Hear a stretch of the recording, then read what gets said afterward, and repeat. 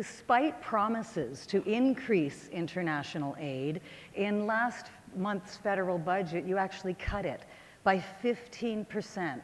And that is $1.3 billion that is just gone from the organizations that rely so heavily on it. And I just wonder how, first of all, do you justify that? Actually, in 2019 and before, we made commitments to increase every year our funding for women's aid, for humanitarian aid, and we absolutely have.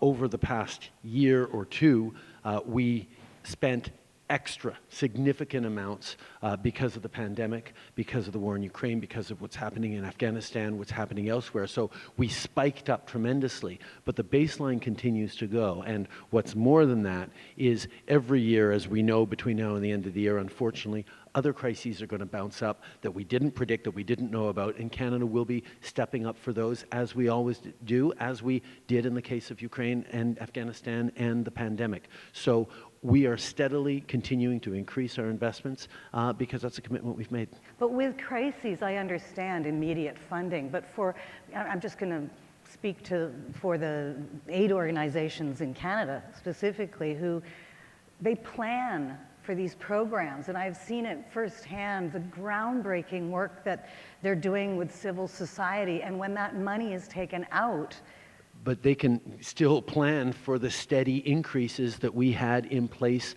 from before 2019.